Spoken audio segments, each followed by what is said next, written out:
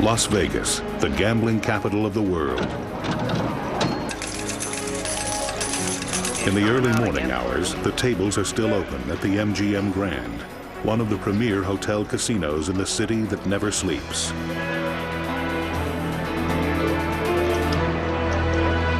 Al and Trudy Kalis, on vacation from Los Angeles, are in bed on the 18th floor, the highest floor in the hotel.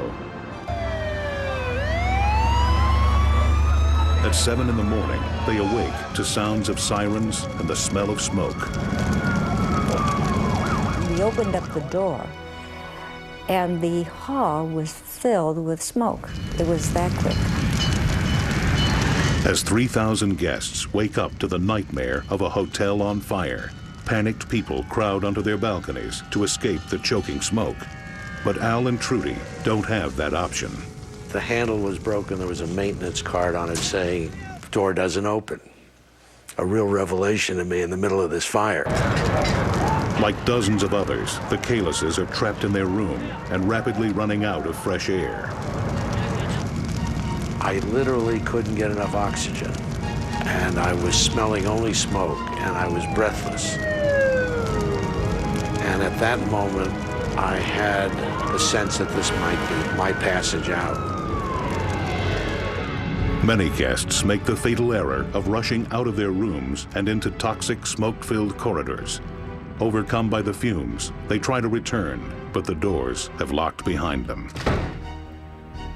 Many who die are later found right outside their room doors.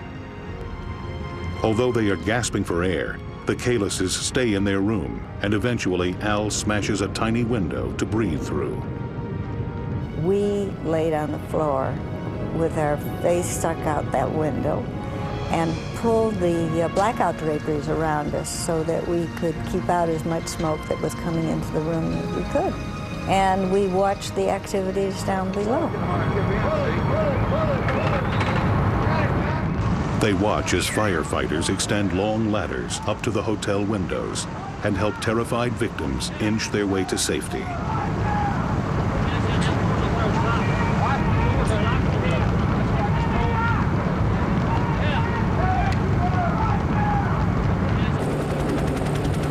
Above them, a rescue helicopter hovers perilously close to the building, rescuing the lucky few who've made it to the roof.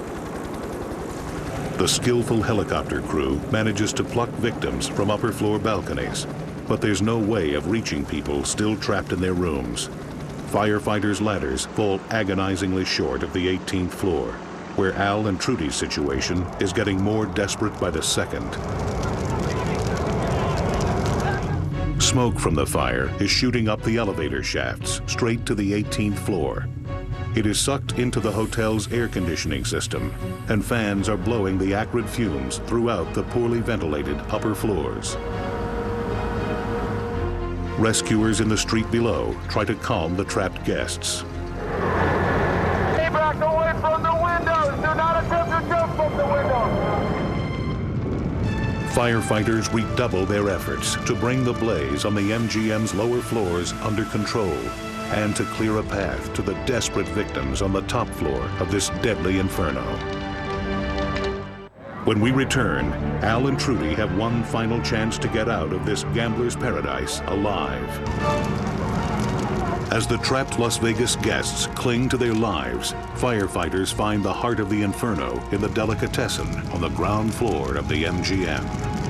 By the time firefighters like Bert Sweeney arrive, it has grown into a huge fireball. The fireball that came out of the delicatessen completely filled the door of the delicatessen. And it came out and bounced off the floor.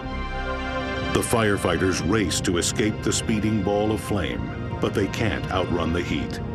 My facepiece had melted into a small ball, about a fourth of the size of the original facepiece. That's how hot it got in there. As firefighters finally contain the blaze below, rescuers fight their way to the top of the hotel and eventually to the room where Al and Trudy are desperately clinging to life. A fireman came and he said, "Follow me." And we just walked along in the dark, holding on to each other chain-wise. so we wouldn't fall because there was no light. We knew we were going to be okay. After 4 terrifying hours trapped in their room, Al and Trudy emerged to a scene which looks like a war zone. There were people who were in various states of fear. There were people crying. There were people who were elderly. They were having a hard time breathing. Stunned victims of the fire can't comprehend how a new luxury hotel could become a death trap. There were no lights on or anything, no emergency lights that we could see. How come there's no fire alarm in the MGM? I was on the 12th floor and there's no alarm. In all, 85 people are dead and hundreds are injured in one of the deadliest hotel fires in U.S. history. But as investigators survey the wreckage, they discover that the tragedy could have been avoided.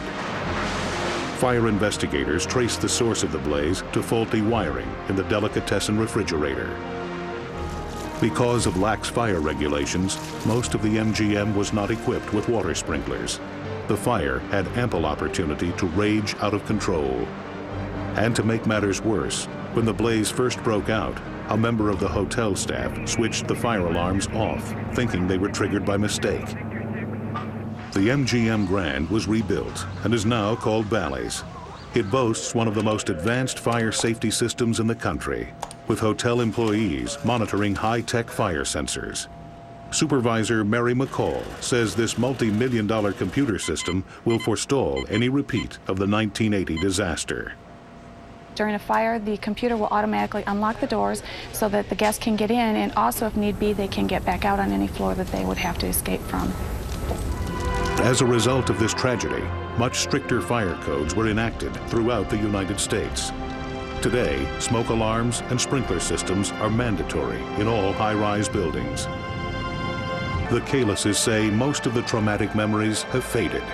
When they travel now, there's peace of mind because they know why their hotels are all safer. But they'll still never forget that terrible day when a hotel's gamble with safety became a matter of life and death.